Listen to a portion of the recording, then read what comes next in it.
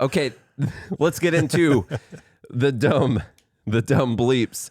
This is Morgan J. Freeman, one of the more annoying people on X.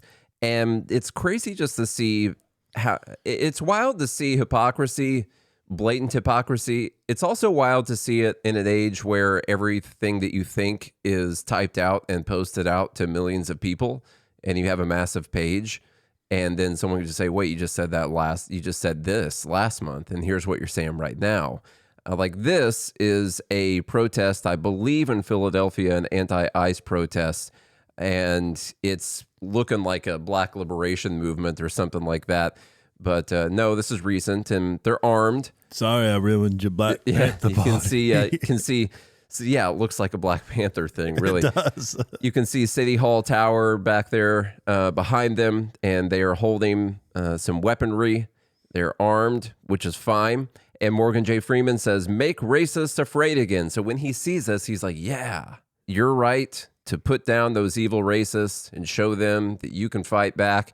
And it's just crazy because just like a month ago, the same Morgan J. Freeman posted out, confiscate all guns. Possession equals life sentence. And then it wants to do a buyback, though. You're going to get compensated. Buyback equals $5,000 per gun, non-taxable. Was that like $5,000 regardless, like any gun? That sounds great. That's not a bad deal, honestly. I might 3D print a few of them. Yeah. Just to send back. I think like what... Yeah, he's saying no guns for white people. Yeah. That's what he's saying. That's what Eviscerate said in there. No guns for white people. Those are some really nice the problem is that he 22s. wrote, if you look at he wrote confiscate all guns, but then the for white people was written in black. And since it's black against black, you can't see it. Oh, okay. Let's make that assumption. Yeah. So that's an inside joke about why the logo is misprinted on this here trophy, just so you guys know. It still looks nice. You can still make out Douglas Murray's face on there, but it doesn't say Neva Bean on the two sides of it like it's supposed to. Thank you for reminding me of that, Charlie. That's You're welcome. Nice. Okay, next thing. Pam Grier recalls her mom protecting her from seeing lynched bodies hanging from trees in Columbus, Ohio. Now, Pam Grier is an actress. All right. She's been in things, I'm told. I had to look her up, and now I don't remember what those things were. But she has, in fact, been in things. She has an IMDb. She does. And there were movies on it, and I had heard of a couple of them. And so she does exist. I did see she was on This Is Us. I don't know if it was an episode or a consistent spot or what. But anyhow, let's listen to this terrible, tragic story. You faced a lot of racism growing up in Columbus, Ohio. How did that shape you? Wait, she's black? Whew.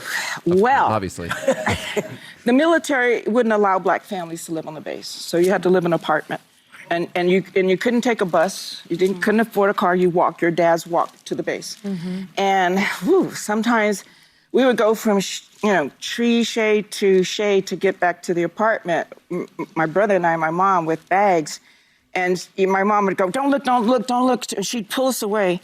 Wow. Because there is someone hanging from a tree. And they have a memorial for it now, where you can see where people were and left.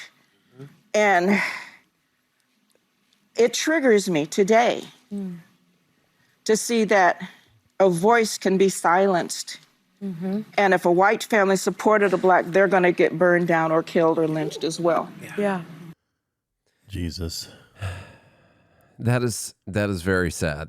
That's very sad. It's not true, but it is sad if it were. Grier was born on May 26, 1949. The Ohio Lynching Victims Memorial documented the last lynching as June 27, 1911. And the victim's name was not reported. And that lynching, by the way, was in Cleveland, not in Columbus, I believe, which was where she was from. Despite the facts, Grier's dubious claims were met with approval from Hostin and moderator Whoopi. Faux conservative co-host Alyssa Farrett Griffin, never even heard of that person before, didn't offer any pushback. Okay, let's see the other thing.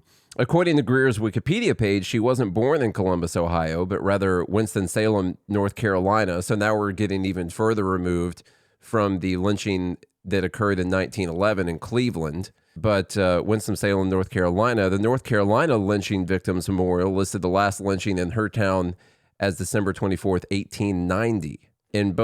Now, I do believe that these lynching victims memorials probably, I don't know if they have any incentive to not put lynching victims on there, but I would have to. That could be traumatic. It's like seeing the memorial itself. The memorial. Yeah. Let's tell that story. Yeah. Did she mention something about a memorial in that clip? Did. Actually, yeah. Yes. Is that what she was talking about? No, she said her mom said, "Don't look," because there was someone hanging in the tree. Yeah. It's like, well, maybe don't look of the memorial because it'll remind you of that. Mm-hmm. This is also interesting here. The North Carolina Lynching Victims Memorial, that says 1890. Charlie is trying not to die over there. Are you okay? You going to be all right? Whew. Okay. 1890, we have that. In both instances, Grier would have been over 100 years old, or she would have been negative 30 or negative 50 at the time, or negative 60 at the time. Her wiki page also noted that a few years after she was born, her family moved to England with her father's Air Force reassignment, then to California, and then Denver. And so what's this whole thing that they couldn't live in houses? They have to live in apartments on base? And I don't know. Is any of that true? That could be a thing. I didn't look that up. The moral of the story, like, oh, this is so traumatic for she was having a tough time telling the story right then, Charlie. I do wonder sometimes if this becomes like a real memory for people. Like, did she really tell herself, say, starting at the time she was 20 or something in the 70s, she's living through the civil rights movement and all that kind of stuff. Did she actually tell herself that she saw that and that happened? Maybe there was a memorial one year for a victim that was lynched in 1911 that was in Cleveland, though. Dang it. Maybe there was a memorial one year and she added into that memory that she saw that. But she's telling this as if it's a real thing that happened, and it's not. It's just not. And no one there is questioning her. And to Costco's point, when you're a narcissistic pathological liar, yes, these memories form. Yeah. She probably does remember those things that she created in her own mind. She might actually think that was a real thing that happened. But did you hear the way she told the story? It was so telling. It was so telling. I've heard it before. I've heard that storytelling type before. Mm-hmm. When someone's just completely making something up, it's hilarious. Yeah. I heard it not that long ago. Yeah. Like a month ago. Yep. All right. That was number 2. This is number 3. Jasmine Crockett. She's talking. I don't know what concert this is. Whatever she's at. She's at still a concert. Talking. She's still talking. She's running for Senate. The biggest problem is here she's talking, and she does this thing, and I've been made aware it's a real thing that people do. I always feel like I need to make fun of it. I think code switching is ridiculous. What is that? It's where black people talk differently in front of different people. Like if they're in front of black people or if they're in front of white people. Okay. And I feel like in 2026. So sometimes they ask questions, sometimes they ask questions. Exactly. Okay. And that, in my opinion, is like pathological itself. That's just a weird thing. I'm just going to morph to actually, on what like, which are you? Which person are you? You're fake in front of both groups of people? Really? Like you're, I don't know. Here's a little bit of that. This is about us. It is about reclaiming who we are. Oh, by the way, the content of what she's saying is super dumb also. But here we go. They want to try to act like we are the outsiders, but the last time I checked, we ain't no colonizers.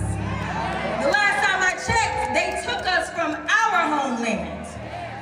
But this is the only home that we know. And they have sold us a promise of America that meant that we would... This whole thing drives me nuts. This is the only home that we... Go back to Africa. Right. Get a plane and go do it. Well, not only that, but like, do you think your life would have been better? No. Go look at the place. Do you want to be there? Really? There's not Stop acting like you're a victim. Like she has any connection to slavery whatsoever. She's running for freaking Senate right now. She's a representative in the U.S. Congress. There's not a single country in all of Africa that can hold a candle to, I don't know, name the worst place, Gary, Indiana. Yeah. Which is the armpit of America. Yeah, I know. Next to Chicago. Minneapolis is still better than Somalia. All right. That's why Somalis it's a are little there. better. It's a little better. All right. But this like victim, they took us from our home. Like, do you sit around thinking about your homeland, Charlie, where your ancestors are from? Yeah. At all? Does anyone in the mention group that sit around thinking about was- where your ancestors are from and how you just wish you could go back to the homeland? Not to mention it was your ancestors, like father or cousin or aunt or uncle, that put you on your ancestors on the boat. Yeah, that too. That's also all They're right. the ones who rounded you up. See what or else your is going ancestors on. up. Have an opportunity. But right now, a lot of people's dreams are being dashed. They are telling us that we are less than. I am here to tell you that we are more than. Especially when we stand. Wait. Shouldn't he just be equal then? Why you got to be more than? It's about winning. Okay, just making sure. But if you're more than, that means other people are less than. That's fine. Oh, okay. I got you. Yeah, that'd be totally fine. I thought that the point was equal of whatever, however you say it. Together. So I just gotta say that I love my brother Tyrese. A lot of people don't know who it is that I do know because we have a genuine relationship. All right, I don't care about Tyrese. Let's go to the next thing. Who's Tyrese? Is that the guy singing? Yeah, I think isn't that a famous person? I don't know. I don't know. Who that is, but I hear they're a famous person. But don't worry, she grew up on a farm or something. I don't know. She identifies with the people of Tejas for sure. Here's her sounding exactly the same while she's talking 100%. Listen, I'm a gun-toting Texan, right? So I own firearms, I'm licensed to carry, and I also care about agriculture. Way before I was running for the United States Senate, I served on the Ag Committee. I'm the girl who's actually lived in rural Texas. I'm the girl that has actually driven farm equipment. So, that's a little different than what... Yes, Jasmine Crockett, rural, gun-toting Texas girl driving farm equipment. That is exactly the image You could totally tell, yeah. that I get. In fact, that hat she's wearing was knit from the skunk she killed on a skunk hunt. And You don't typically go on a lot of she gutted that thing Yeah. to put the hat together gutting. herself. Things are pretty bad if you're gutting skunks, just so you know. I was trying to think of like what animal has black fur. Maybe it's a mink. Mink. Is that what's Yeah. going on? I would go with mink. Okay. Oh, man. Right. That's pretty good. All right. Let me get to the... we'll skip over the rest of this stuff, but it's not true, by the way. She is not even from Texas. I doubt she grew up driving any farm equipment. She probably went on a tour of a farm because she was on the Ag Committee. They took her there and they're like, hey, why don't you drive this lawnmower around in a circle real quick? And they're like, oh, It's a that's John Deere. that's technically a tractor. Some people call it. We'll put a little wagon behind it. You can tote some firewood on there if you want. And so now she's driven farm equipment. Yeah. And that's what happened. Lawnmower, combine, same. Exactly the same thing. Okay, what is next? That was number 3. Oh, good. Don Lemon. And those crazy anti-ICE people invading I heard that there church. were some arrests. Is that true? There were some arrests. Okay. There's some charges. Probably not Don There's some Lemon, arrests. Not Don Lemon. He was journalistic-ing. He was journalisming in there.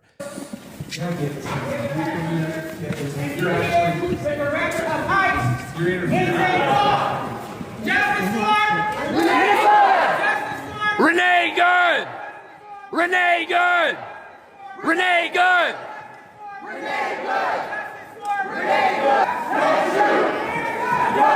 Oh my God.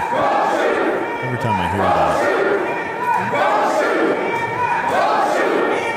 I feel obligated to mention one more time that, and I posted something about this earlier in the week, the hands up, don't shoot thing was a lie from a supposed witness of what happened to Michael Brown. And In Ferguson. And I don't remember what year that was. It was 11? It was early. I was going to say 13, 14, but I don't know exactly when that was. It's probably early. You're probably closer to being I think right than I Obama am. was president. Yeah, Obama was still. president during that time. This was made up, and it became like a rallying cry, and the entire situation was made up. And we know it was made up. Even Obama's DOJ was like, yeah, the cop didn't do anything wrong. Michael Brown clearly tried to reach into the officer's car and grab his gun. You're right. Off of him. 2014. This was the idea spreading at the time, was that he was literally standing there with his hands up saying, don't shoot, and the officer just shot him down. The evil, racist, white nationalist cop just pulled out his weapon and fired on an innocent person standing there with his hands up. There was no struggle. Now, if you want to use that to, someone tell me the name of the guy in Arizona that was literally crawling on his hands and knees in a hotel and then was killed by the police. I can't remember his name. Daniel Shaver. Daniel Shaver. There you go. There's an actual video, real video of him crawling on his hands and knees, getting instructions to come this way, stay there, to, like completely conflicting instructions. Someone had called and said he had like guns in his hotel room. I think he had a BB gun, maybe something like that. And he reached down because he was crawling on the floor to basically pull up his basketball shorts that he was wearing that were falling off, and they killed him. Clearly was not a threat. You could tell. I mean, these are just trigger happy people that were they're just waiting. They just wanted to enforce that night. But that situation happened, and that's on video. This one did not. And it's on video. And they're still talking about this, and that is just here we are with the pathological liars once again, or many of these people are so misinformed that they actually think this happened. I don't know which is which. Now back to the overall church situation. And just a caveat to that, there have been some police killings, not just of white people, but of black people that were wrong. Of course. And then the officer still gets off on that with qualified immunity, which is wrong. And so, but you have to take it case by case basis. You know, that's the whole point of this. And it happens to white people too. Back to Don Lemon. This is him talking outside the church as people are coming out because they're clearly terrified and wanting to leave the church. You also got to remember, like, there are church shootings there. This is Minnesota. This is Minneapolis. There are church shootings that happen, apparently, especially in Minnesota. And so the people were terrified. And of course, Don Lemon had some words to say about that. Watch this guy here. Look, he's hugging his kid. And, you know, I imagine it's uncomfortable and traumatic for the people here. But again, careful. It's very slippery right here. Yeah. It's uncomfortable and traumatic for the people here. But that's what really, careful, please. Really slippery. Not kidding. That's what protesting is about. And so protesting is about making people uncomfortable, other people that aren't related to the issue that you're upset about. It's about making those people uncomfortable. It had nothing to do with the situation. Just random people at a church. Yeah. Do you think this group, by the way, would have went into like a black church or a mosque or anything like that to do the same thing? No, it was a white ICE officer. Yeah. Do you because one of they kept who yelling killed a like, white lady. Like, where are you? They're like upset that they're sitting in church doing their worship and they're not out protesting. I was somewhere. at work. You know, they're just. Where were you when the shooting that. happened? I was working. Okay, a little bit While more. This woman drove to a place she doesn't live to protest. I was at work. Let me get to. Oh, this is Don Lemon talking to the pastor. Shameful. It's shameful to interrupt a public gathering of Christians in worship. But there were folks who will. I have to take care of my flock. Okay, but listen, we live there's a constitution in the First Amendment to freedom of speech and freedom to assemble and protest. Yeah. We're here to worship. We're here to worship Jesus because that's the hope of these cities. That's the hope of the world is Jesus Christ. I want to be very respectful. Please don't push me though. We're here to worship Jesus. Yes. That's why we're here. Yeah. Okay. All right, a little bit of that. You know, the Viscerate asked if the dumb is Don Lemon himself, and it's really a combination. It is in my opinion, it's the entering of the church, and it's so many of the dumb things that Don Lemon said. Like, he is the embodiment of a lot of this, really, but I want you guys to take the entire situation itself and just also remember. Well, if they're talking about Don Lemon. if he were to qualify and win the Dumb Bleep of the Year, then yes, he would receive a trophy. He would receive a trophy, and we'll find that Armstrong lady's the civil rights prison attorney cell number, and we'll get that shipped to her too. That one's probably too sharp. Yeah, this is too. That's a deadly weapon. Okay, he wanted to double down on some dumb though, so this makes Don Lemon even more of the dumb. This is afterwards, of course, and he's got a reason that people are upset about this. And there's a certain degree of entitlement. I think people who are, in the religious groups like that, it's not the type of Christianity that I practice, but I think that they're entitled, and that entitlement comes from a supremacy, a white supremacy. And they think that this country was built for them, that it is a Christian country, when actually we left England because we wanted religious freedom. It's religious freedom, but only if you're a Christian and only if you're a white male, pretty much. And so, yeah, I absolutely 100%, but it's an intimidation tactic. And, I said, I don't understand how I've become the face of it when I was a journalist. I do understand that I'm the biggest name there. And I'm also, as I was on with my producers this morning, you and Kylie talk all the time. My producers were saying, I said, how did I become the face of this? And my producer said, Don, you're a gay black man in America. Christian gay man? Yeah, I don't care about that part. All the stuff he just said is just completely ridiculous. It's an entitlement. That's why these people are mad about it. He's not entitled. And they want freedom of religion, but only for white Christians. What the hell is he even talking about? Yeah. What is he talking about? Are we talking about religious persecution right now? That's not what we're talking about. We're talking about you guys went and interrupted and destroyed a church service. And you guys picked a white church. And my God, if I think Magoo said earlier, if people would have gone into a synagogue, or if they would have gone into a black church or something like that, or a mosque, what you think that, well, they're not white Christians, so no one's going to get up in arms about this. It's not going to happen. Several people were arrested for protesting at the church so far. 3 people who denounced federal immigration agents in a protest at the St. Paul Church. As a nice way to phrase you guys invading a private space after being told to leave. Now, churches are like open to the public. Like, I could go to that church and I sit down and worship and stuff. But if I go in there with a bullhorn, or I go in there with my Bluetooth speaker like some asshole on a beach who thinks everyone wants to listen to what they're listening to, then they can say, hey, you got to leave. You can't be here. In your oversized tent? Yeah. On the beach. I don't care about the tent. Just, my God, don't choose. Oh, okay. I'm about to go to the beach next week, and that's my number one pet peeve, is people listening to their speakers on the beach. Anyhow. I'm one of those people. Then, yeah, that honestly makes me have a lesser opinion of you as a person. All right. And I mean it. The protesters were charged. Yeah, that's good. Yep. The protesters were charged with conspiracy to deprive rights, according to the Department of Homeland Security, after they and several others disrupted the Sunday service with chants denouncing immigrations and custom enforcement over a pastor's apparent role at the agency. They're trying to, this is a quote, they are trying to turn a peaceful, nonviolent demonstration into a crime. In someone else's house. You went into someone else's property, and they didn't want you to be there. They wanted you to leave. This is a crime. And as I said earlier in the week, I don't care if it's a church. I hate the fact that the main talking point of this law that they're going to try and charge everyone with is the fact that it was a church. Anyone who enters someone else's private property and refuses to leave should get the exact same sentence as if you entered into a church or you entered a restaurant. At Walmart. Any of it. It could have been done in someone else's house. Our issue here is that the punishment is so low for this. I was looking, even like in Minnesota, it's up to $1,000 and like up to 60 days in jail for bad violations. And I think if we're going to have a state, and that's questionable whether or not we should, probably shouldn't, if we're going to have a state, they should protect private property rights. And the fact that we have not protected private property rights is why things like up in Minnesota get out of hand.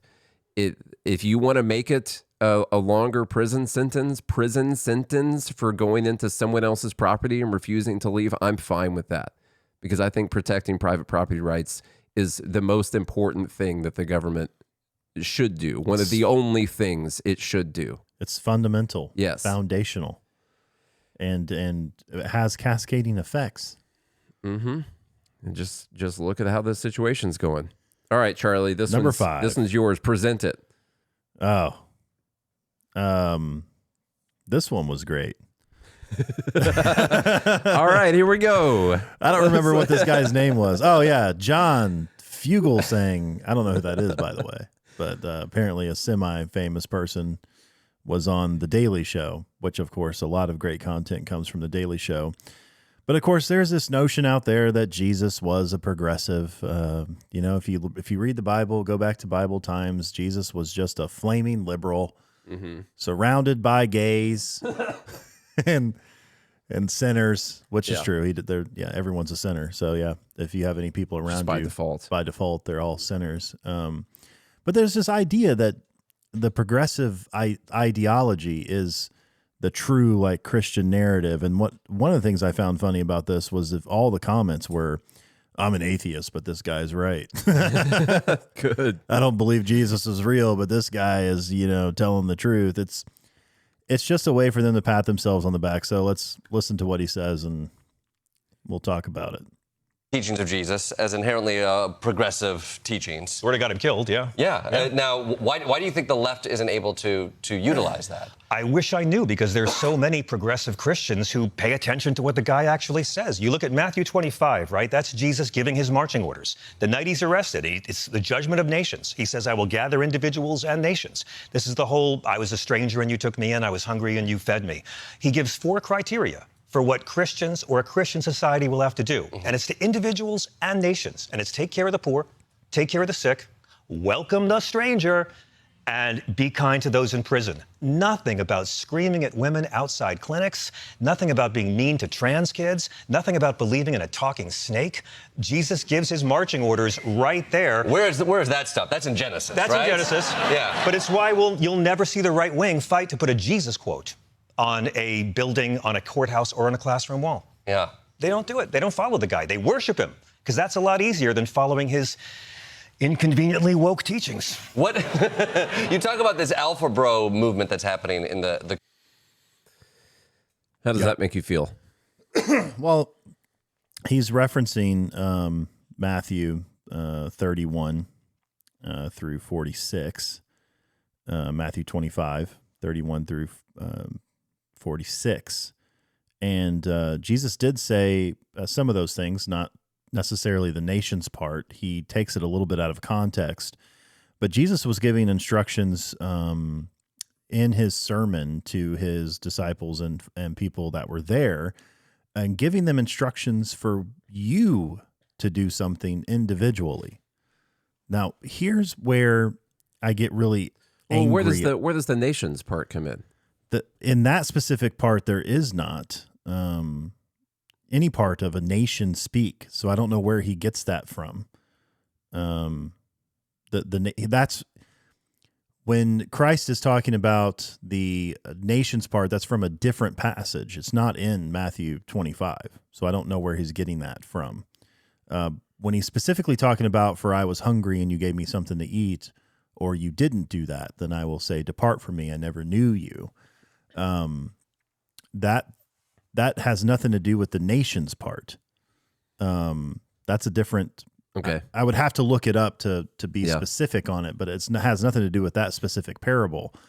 But here's where it makes me extremely angry about liberals and people trying to use this as an argument, because that's all they're trying to do. They don't actually believe in it.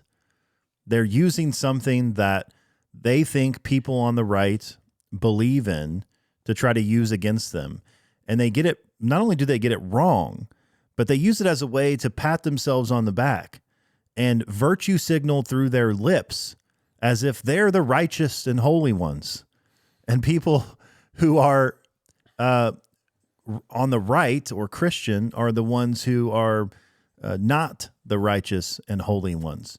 And they think that Jesus advocated for you to advocate for a state with a monopoly on violence to force people to feed the hungry and the poor and give people clothes and things like that. And then you don't have to do anything. You just get to say, I support these policies and therefore by default, I'm entering the kingdom of heaven. Well, you don't do it because times are tough for you right now, Charlie. I mean, it's on you to vote for someone else, to forcefully steal that from someone else who's doing really well in their life. And it's not because it's hard for you to do that. I mean, Jesus couldn't have foreseen how much your cell phone plan was going to go up, you know? Jesus said, and inflation. Did he ever think about inflation? Jesus said to the rich person, sell everything you own, give away all your possessions and give it to the poor and come and follow me. Yeah. He didn't say to the poor people, go before Caesar on your knees and beg that he tax the rich people into oblivion to eat the rich so that we could feed the poor and the hungry. That's not what he said. He said for you to do it, for you to sacrifice, for you to give. Here's what's funny. I looked up the stats, by the way. Republicans, or those that consider themselves conservative, donate money to charity or give away money to charity at twice the rate as liberals and progressives. They are the ones that actually give freely of themselves versus the left. And I need to do some more research on it, but a lot of what I found the left gives to is like leftist causes. Like their donations to charity is like protest donations. Yeah. It's not like they don't really donate to now some do. Trans surgeries for kids. Stuff Right, like exactly. That. Yeah. Protesting ICE or BLM or whatever their stupid donations are. They're not, now some do, of course. This is not all, but it seems to me that the folks that are actually donating money to places that actually help people is largely Republicans and conservatives. And so this whole notion and this holier than thou that Jesus was a progressive and the progressives are right in this is just completely farce. And very upsetting to me. There's a big creator out there. Her name's Jen Hamilton. I don't know if you've ever seen her or not. She has this thing called Read the Red Words. Now, I will say there have been some, let's say, ICE interactions. There have been some people cheering on some violent activities by ICE that I completely disagree with. I disagree with the way ICE has been handling some of these things. Nate and I have talked about that nuance multiple times on the show. I don't disagree, though, with ICE rounding up criminals, but there's one video going around about how ICE, used a 5-year-old to lure a father out of the house. And by the way, they were both citizens. And so it's something like that. Or there's the news story today is that they arrested a 5-year-old. That's where the current they detained a 5-year-old, and that's a ridiculous story. And by the way, we have an ICE thing coming up on 6 or 7 or whatever. But that's a ridiculous story. Like, okay, the father was an illegal immigrant. They're arresting that person clearly. They said something about the dad trying to run and all that too. And part of the story I heard, like against them, was that, well, multiple neighbors offered to take the child. And I'm like, wait, you're telling me that the government should just randomly give someone's child to that guy right there because he said, I'll take the child. And that's what they should have done. They're like, well, multiple people said they would come forward and help. I'm like, that's not what they do. When you arrest the father, you ask them, you're going back to from whence thou came, wherever that was. All right. Do you want to take your kid? You want your kid to go in the Child Protective Services. If that person's like, well, I want to take my kid. Well, guess what? They got to take the kid too. I mean, I don't know about you, but I've detained a child multiple times when they were trying to run over there or trying to run over there, run into the road. You detain your kid, you yank him back, throw him in the truck, whatever. And so, yeah, that whole story is just ridiculous. Like, what do you want them to do? Like, just leave them with that person right there. That sounds ridiculous to me. And especially if the father is like, yeah, I want to take my kid back to Mexico with me. And they're like, okay, cool. Yeah. Well, you're under arrest right now. We're going to put you in this car. We're going to put your kid in this car.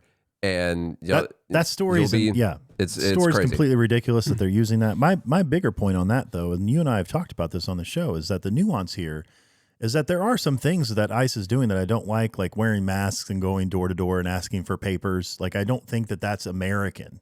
That does seem a little, that's leaning Gestapo, like, let me see your papers. I obviously don't like that. But there are some things that ICE is doing that I think is actually a good thing. And you have to look at this situation by situation, but you can't just invoke Jesus was a progressive and would not stand for ICE doing their jobs. Like, that's not, no. Yeah. I mean, Jesus was very adamant about separating what the government does from what the kingdom of God is doing.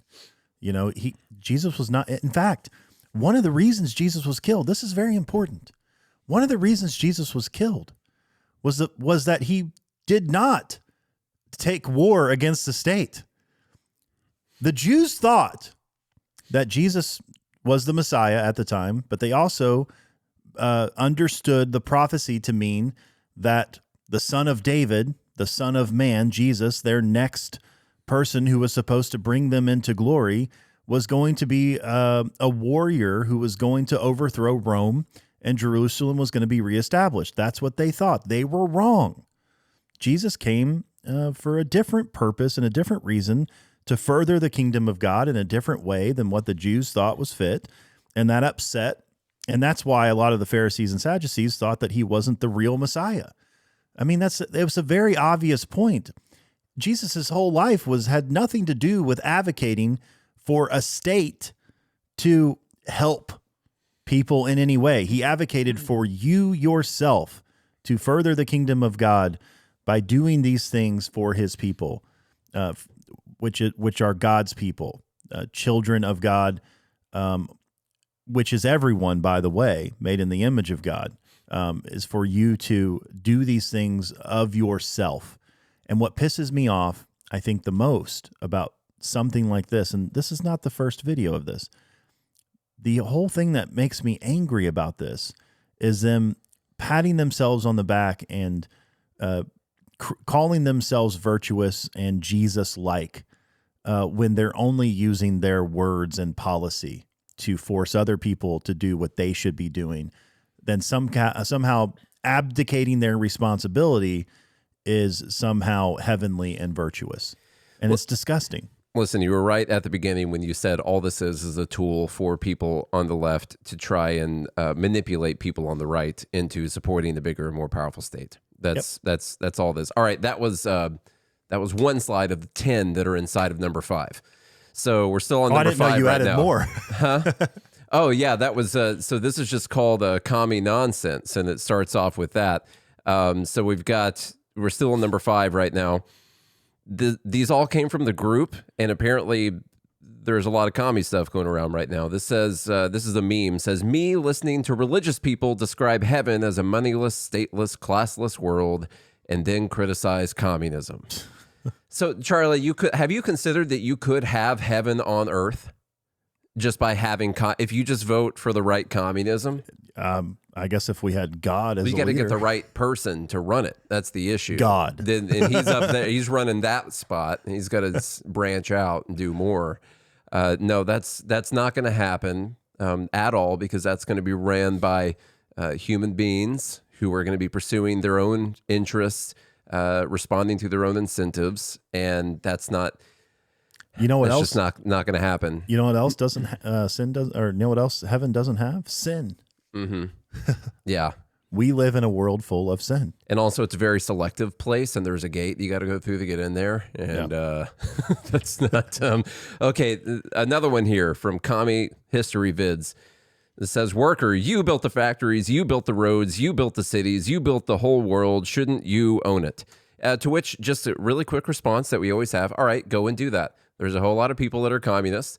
Many of them probably know how to build things, possibly. I'm not sure if they know how to build things. So just get together and go do those things. If you don't need capital, if you don't need anyone else who has saved up resources or done well in their life at all, if you don't need to pay people to do those things, then set up your own communist area and just build all those things and share all the resources. You are legally allowed to do that in the United States of America. That's totally fine. And by the way, lots of people have done it. Yeah. And they all fail. Doesn't go well, but that's because of sanctions or something. I don't know. Next thing, this is another meme. It says people should have shelter, food, electricity, and anything else they need to live a good life regardless of their income status. That's the one guy saying it. And to this other dude who looks less cool than the other guy, it says, LOL, you're brainwashed. And so they are, the statement was people should have shelter, food, electricity, and anything else they need to live a good life. Netflix. Regardless of their income status, which would mean that just other people need to just provide you with all of those things. And you don't need to be providing people, like your income status could be zero. You just need all the things to live a good life, whatever we determine that is. And then all the other people, they have to work to provide you with those things that you should get regardless.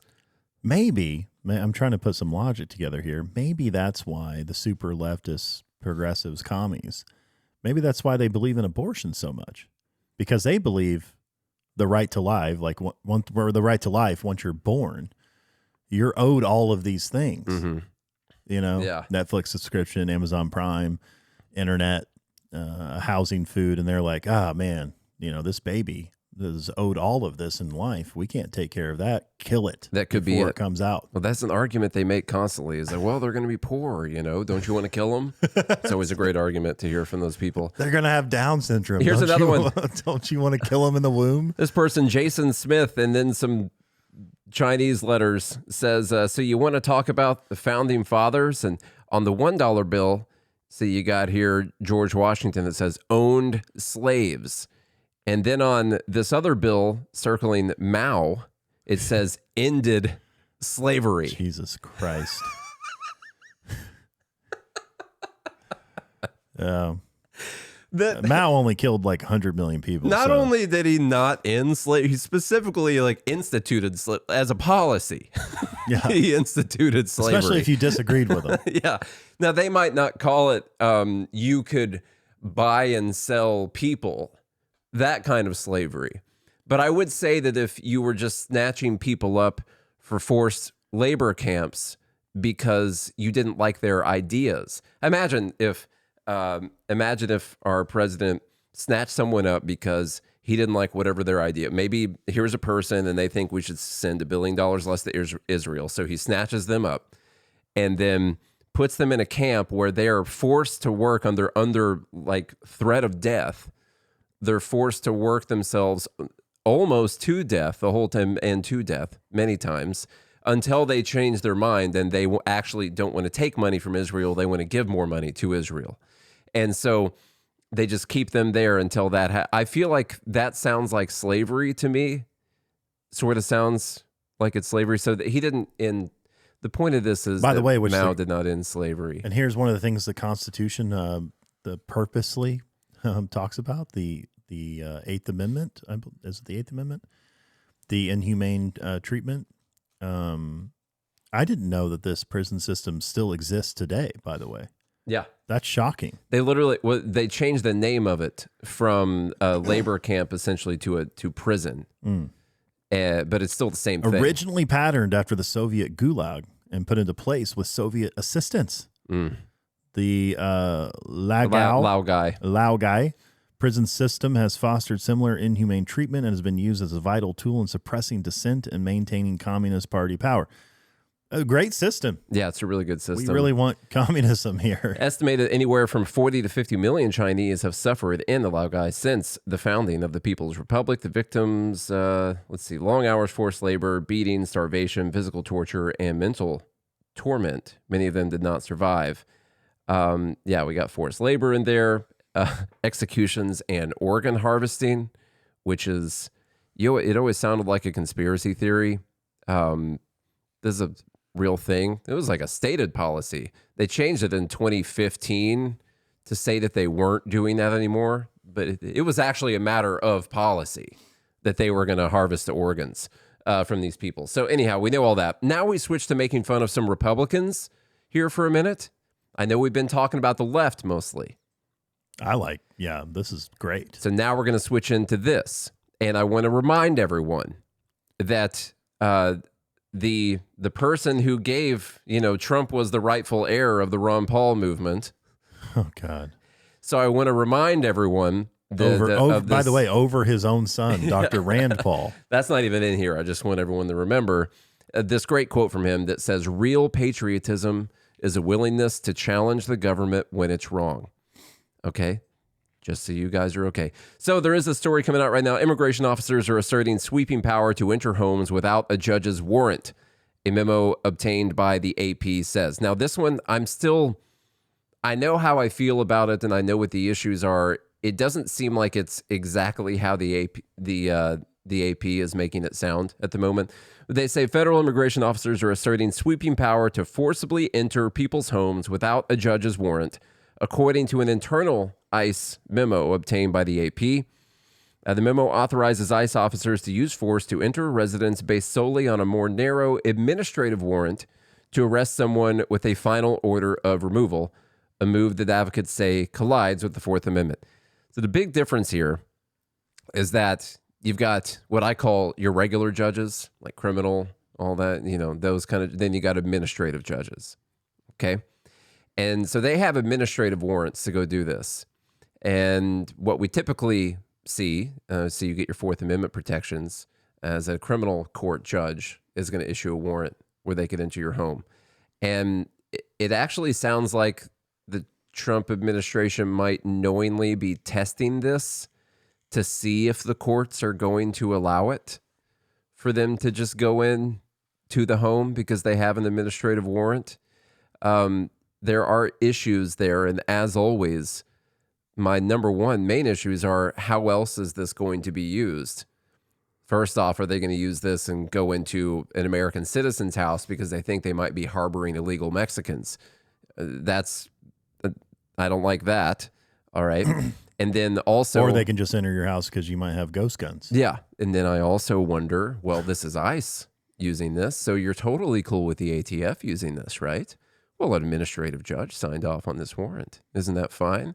Well, it turns out that an administrative judge is in the executive branch. They work. The branch of the agency that is trying to get you.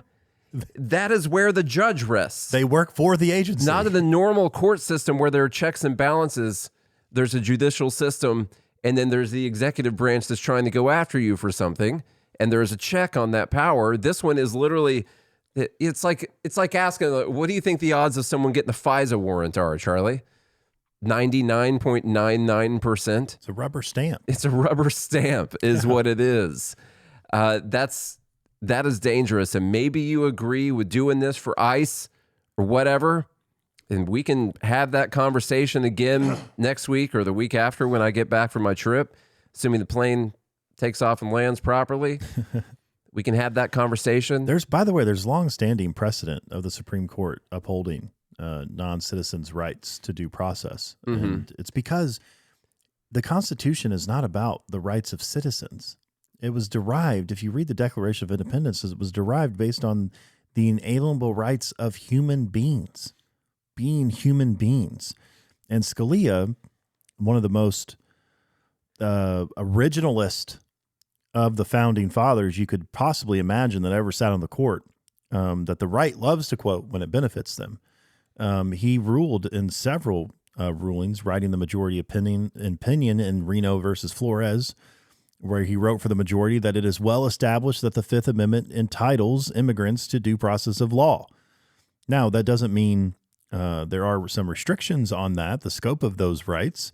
For instance, in Zadivaras versus Davis, he argued in dissent that illegal aliens do not have a constitutional right to be released into the United States if they cannot be deported. So you don't have like a right to stay in America necessarily, but you have a right to due process of law. You can't just pick someone up because you suspect them of being a non-citizen and not give them their legally protected rights as a human being. Well, at this point, we're talking about going into people's homes. We're not even, that's the main issue here. And because we have to move on, we haven't gotten into the stuff that's going to take time yet. No. Yeah, we have to move on. My final word for me on this is, if you support this, you also support the ATF being able to do it as well. And as long as you're not going to complain when the ATF says, well, the administrative judge says that I can come in there and get in your gun safe and check and see if you got any ghost guns and stuff like that. As long as you're not going to complain about whatever your rights are, as long as you're fine with every other agency having this, then you're totally fine. But if you don't like the idea of other agencies having that power, then you shouldn't support this either. Then you're biased on it. Then you're just biased because you like what it's doing, not because you care about the rights or the power of the government or anything like that. We have this problem like with the EPA.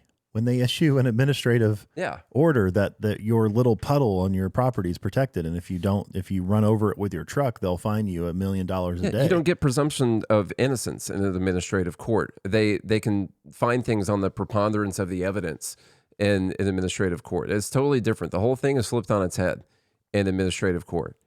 We have checks and balances. It's the reason that that our country has lasted this long so far, that our and Constitution we have a little bit of freedom. Sort of lasted this long so far. It's the reason we are still the best country that exists, even if we have a ton of problems.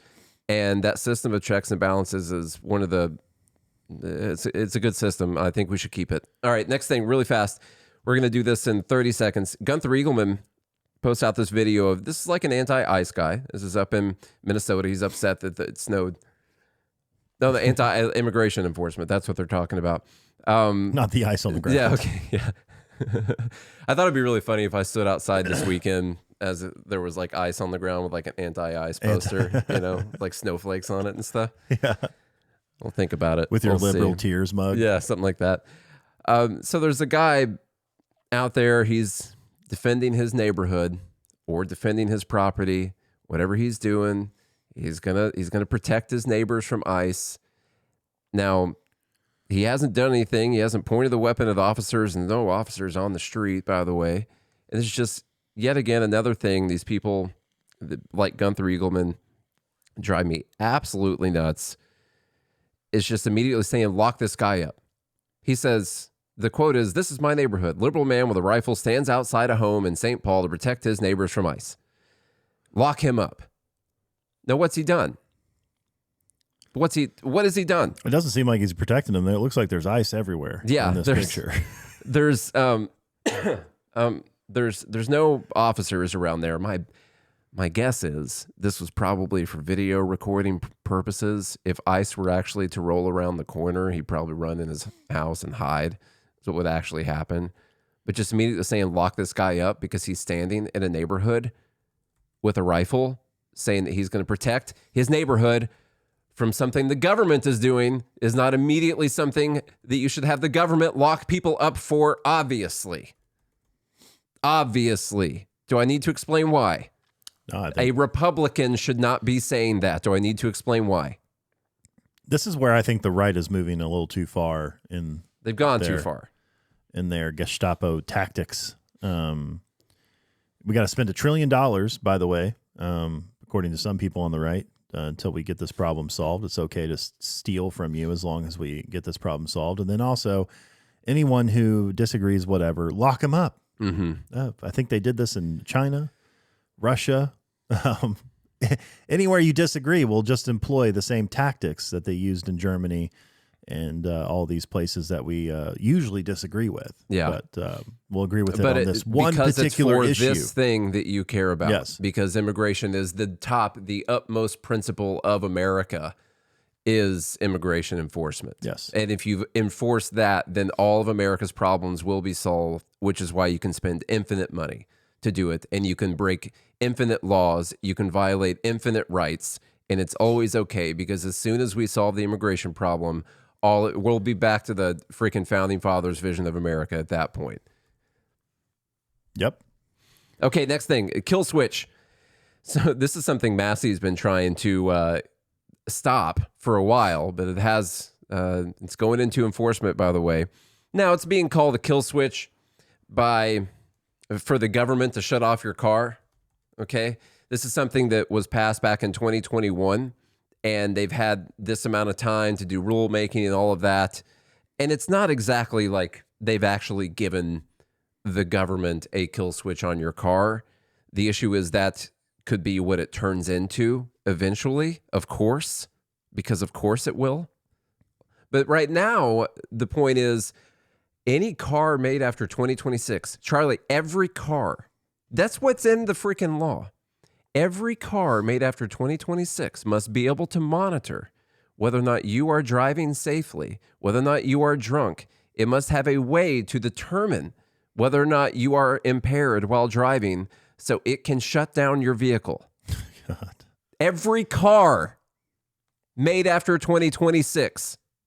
Sounds like we need to start a car company. The technology doesn't even exist yet. I mean, I guess Tesla has it. They might be the only car company legally allowed to sell cars after this because they're the only one that's actually got any of that technology. But no, and of course, eventually the government's going to get a back door into this thing. Of course, they're collecting all the data. Imagine the amount of data they have to be able to determine that all of it is the answer. And then they can remote shut off your car any time. Massie's been trying to get rid of this for a long time. Do nothing Massie, and it never works.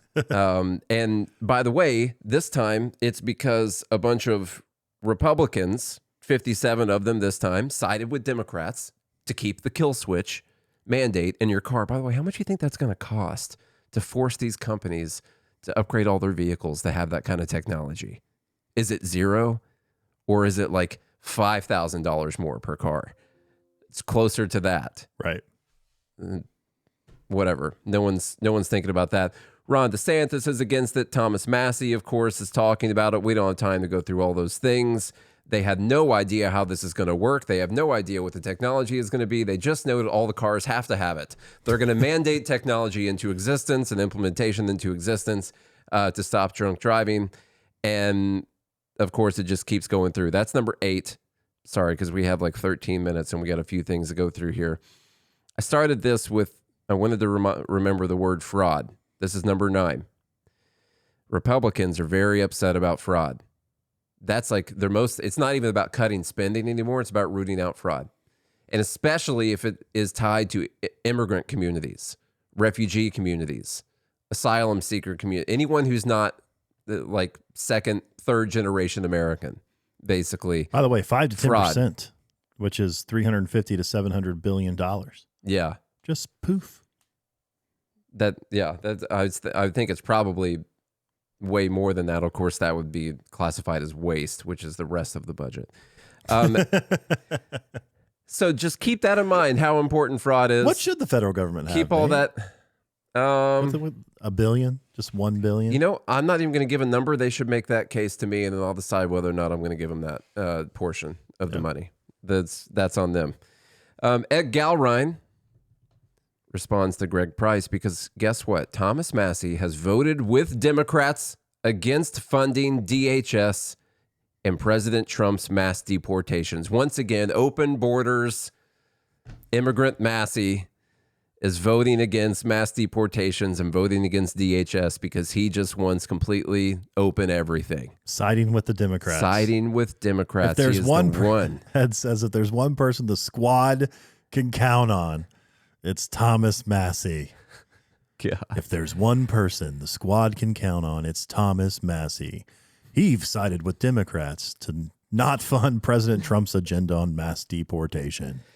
Sean Farash says Thomas Massie was a lone Republican who voted against funding for ICE. Now, do you think he's against funding for ICE, or could just throwing it out there? He probably wants to, decrease it a bit. I would say. Throwing it out there. Is it possible there are other things that are in this bill, and it's not just a bill to fund ICE? Not only is it possible, it's highly likely. Yeah. Okay. He says so. That's where he stands. Sean Farash says so. That's where he stands on the issue of ICE and deportations. Right alongside the Democrats. Quite literally a Republican in name only. Such a disgrace. Let's see. This guy, Kurt, no one cares. Once again, Thomas Massie demonstrates why libertarians are just another kind of Democrat. I didn't know Democrats were so interested in decreasing spending and decreasing the power of the state. I'm going to have to look it up. Maybe I need to vote Democrat if that's what they want to do. If they want to cut the government in half and then half again and then half that. Maybe and then we'll consider what's left. And yeah, sure. Call me a Democrat. Maybe I'm a Democrat. Yeah. That's what it is.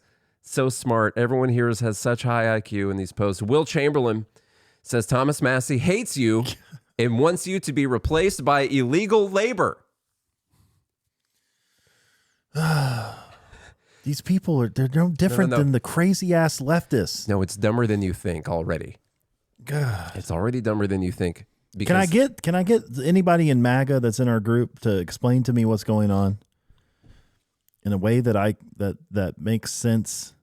Is this the point defensible? is you're supposed to want and agree that we shouldn't fund certain things, but when it comes time to vote, you must always decide that the bigger picture is more important, which, by the way, is exactly why we're in this situation to begin with. Everyone who makes that argument, well, you shouldn't, you just got to vote for it. You just got to hold your nose and vote because that thing. So everyone who writes the freaking bill knows that that is the rule, and that is why we are in this position right now. You have to not vote for the crappy bills. That is what you have to do. If you keep voting for them, why would they ever get better? What is the incentive for the bill to ever get better? Someone tell me. Oh, yeah, I'm going to vote. I'm going to complain. I'm just going to vote for it, which is what all the other Republicans do. Tell me what the incentive is for them to ever not make a crappy bill that spends too much money if you always got to vote for it because you got to fund DHS and ICE. And what's hilarious to me is that they are able to come out and go against Thomas Massie here. And it's not, the story isn't, look at all these Republicans who voted for a bill that increases the government spending, which, by the way, we're going to run out of money for Social Security and Medicare and all these things that you're so upset about. And the Republicans keep voting for bills that keep obliterating more of your money. No, stick around for the dumber part, Charlie, because Will Chamberlain just said he wants you to be replaced by illegal labor.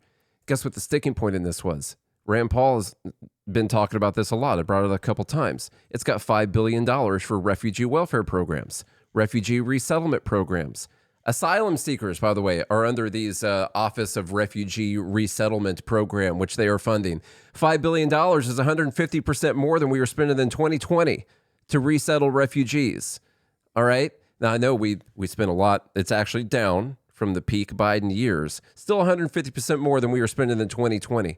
These are people, if you are granted asylum, you get cash assistance and you get to skip the 5-year waiting time to be eligible for welfare in the United States. And it's funding the Refugee Resettlement Program, which is a giant sign that says, come here, we're going to give you cash for a year, and you're immediately eligible for welfare. And they're funding it.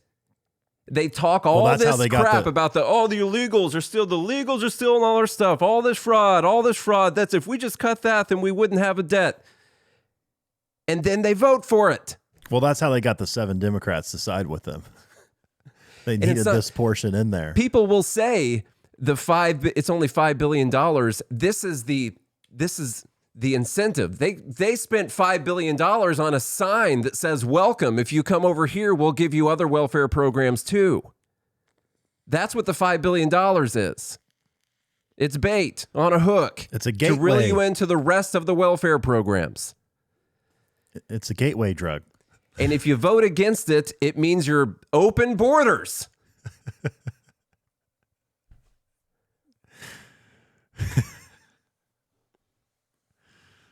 I don't know what the answer is. Part of me is like, we're not angry enough. I feel angry. I almost just stopped the recording right there.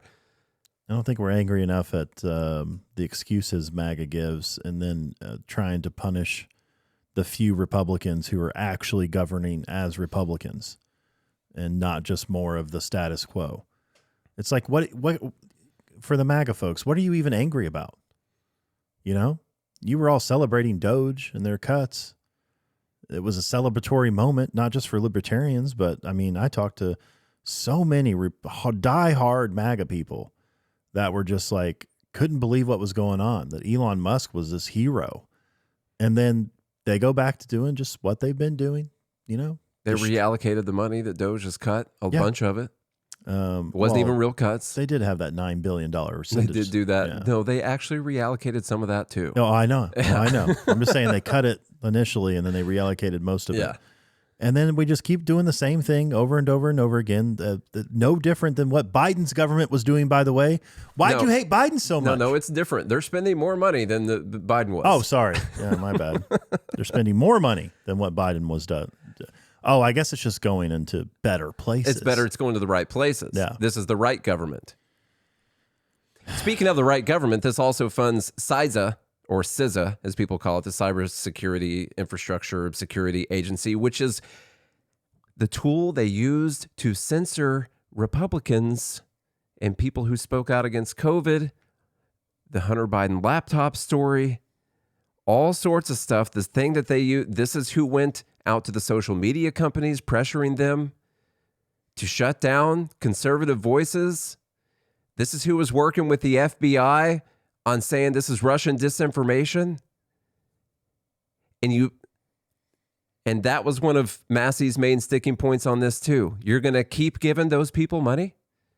Why? Because the right person's in charge of it right now? Really?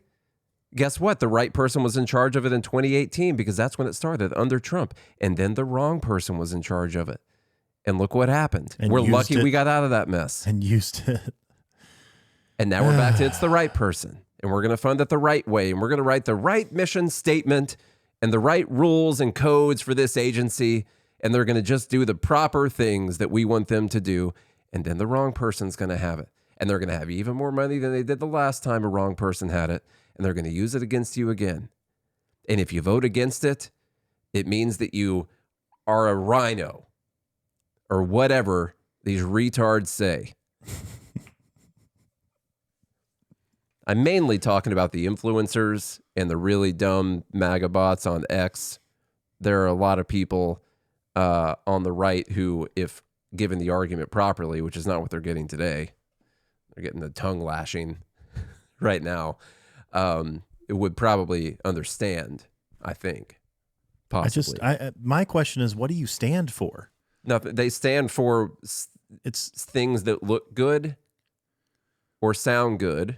Now it's the same thing. It's like whatever you feel in the moment. It's like, well, immigration's the #1 issue. So yeah, I agree with stealing $1 trillion from the American people if it means we can deport everyone in the United States. Because they've been convinced that the source of the problem in the United States is a part of a problem.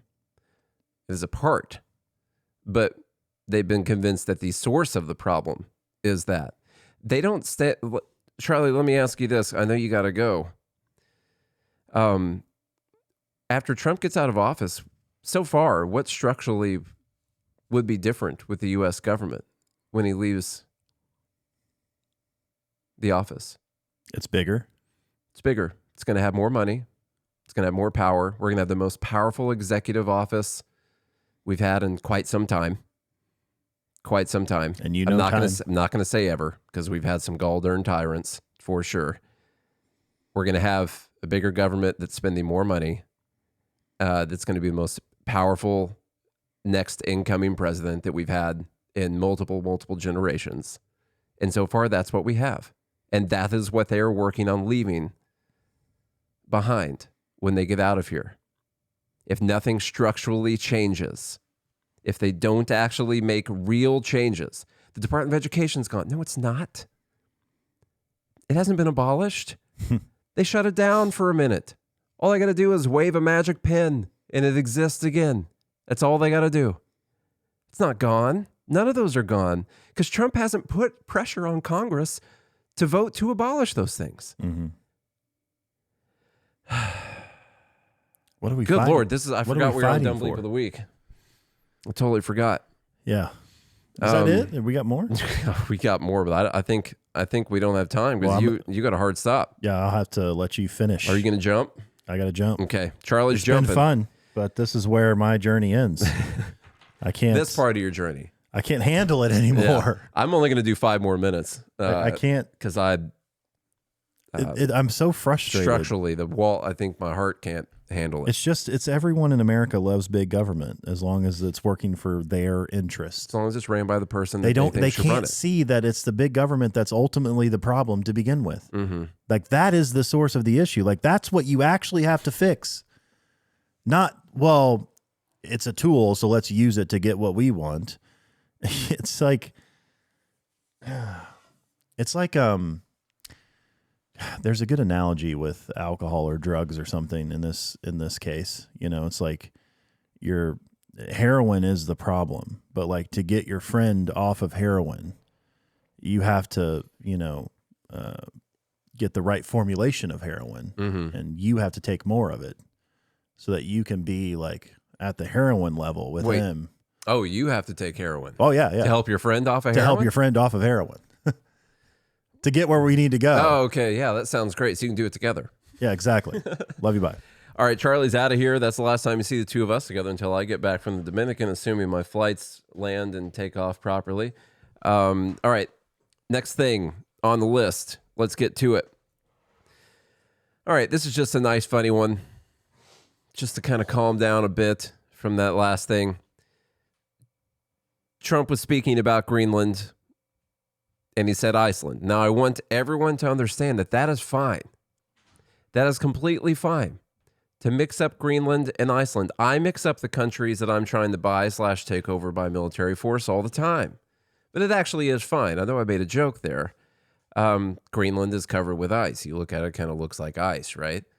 Okay. He definitely did it. You want to, we'll play the video. They're trying to tell you that that's not what happened. They got some kind of North Korea nonsense going on here, trying to tell you that that's not what happened. But here's just like a little one of the clips going around. I don't know that they'd be there for us. They're not there for us on Iceland, that I can tell you. I mean, our stock market took the first dip yesterday because of Iceland. So Iceland's already cost us a lot of money. But that dip is peanuts compared to what it's gone up. And we don't know. Guys, it's okay to misspeak.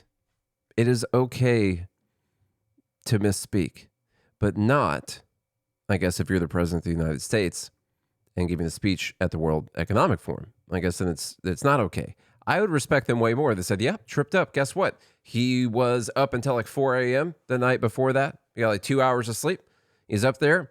He's talking about this big block of ice up there and said Iceland. Whoops. My bad. So a reporter, Libby Dean, came out and said during his WEF remarks, President Trump appeared to mix up Greenland and Iceland around 3 times. And Caroline Levitt said, no, he didn't, Libby. His written remarks referred to Greenland as a piece of ice because that's what it is. You're the only one mixing up anything here. And that is ridiculous. It reminds me of like that kind of outright lie about something makes no sense to me. Just say that you messed it up or don't respond to it. But everyone knows that you messed it up. And so now I trust you even less than I did before because you just can't be allowed to look like you can make any mistakes at all. It makes no sense. It reminds me of some scenes out of The Interview where they go to interview Kim Jong-un and, of course, ask him some ridiculous questions like, does Kim have a... They asked him if it's like, does Kim... Do you have a butthole? They're like, no, he has no butthole. He has no need for one. Like, it's that kind of lie. You said Iceland, dude. You said Iceland. Just say that you mixed it up. All right, I'm skipping 11 and I'm getting out of here because it's time for us to go. It's time for me to go. Oh, that dumb bleep of the year trophy looks really nice right there. Let's go get some votes in, everyone. That was a lot of stuff. It went pretty long for only doing 10 things. And I had a good time. Hope you guys had a good time. Number 1 was Morgan J. Freeman praising the Black Panther looking folks up there, showing off their right to defend themselves after he just said that you should confiscate all guns and get life imprisonment for having guns. That's great. Number 2, Pam Grier and her explicit memories of people hanging from trees. She was walking around in her town. Didn't happen. Number 3, Jasmine Crockett. Well, she's a gun-toting Texan. She's the only one who's ever driven farm equipment, so she knows about you. That's not true. And then the other stuff where she was speaking at that concert. Number 4, Don Lemon and the whole situation with the anti-ICE protesters going into the church. Totally ridiculous situation. I'm totally fine with charges against, if they could like figure out who each one of those people were. I'm fine with charges against each one of those people. No problem. Number 5 was Commie Nonsense. That had a lot of stuff in it. A lot of stuff in Commie Nonsense. Charlie presented his Jesus was a progressive argument against that. And then we had all sorts of memes filled with commie nonsense. So consider each one of them added together. Number 6, ICE and no warrant. I will say I need a little bit more clarification on the story. I saw a clip of J.D. Vance responding to this. I need a little bit more clarification, but I will not accept the fact, even if it is currently the law, I will not accept the idea that it's fine for administrative judges to issue warrants for executive branch agencies to enter your house. I don't like that at all. I'm not fine with that, honestly, because there's a lot of other agencies that I don't like. Number 7, lock him up. Gunther Eagleman talking about that guy that was just standing out there with a weapon saying he was going to defend his neighborhood. You don't got to lock someone up for that. Number 8, the kill switch. Going through. Let's see what happens. Should be fun. Should be awesome. Number 9, I called it refugees. That was the conversation about Massie voting against that latest bill, being the only Republican to not vote against it. Had the cybersecurity and infrastructure security agency funding, had refugee resettlement funding. The source of many of the problems, if you see immigration as a massive problem. But if you vote against that, also, you're the problem. Totally ridiculous. Number 10, Iceland and Greenland getting mixed up. All right, go get your votes in. Get those votes in right quick in the dumb bleep of the week voting channel. Well, I tell you that you need to go to GodHatesFeds.com, get your favorite God Hates Feds shirt. Make sure that you go to YouTube, leave comments, leave likes, subscribe, ring the bell so you get notifications when we put out new videos. Do all of those things for sure. Leave a rating and review on your favorite podcast app.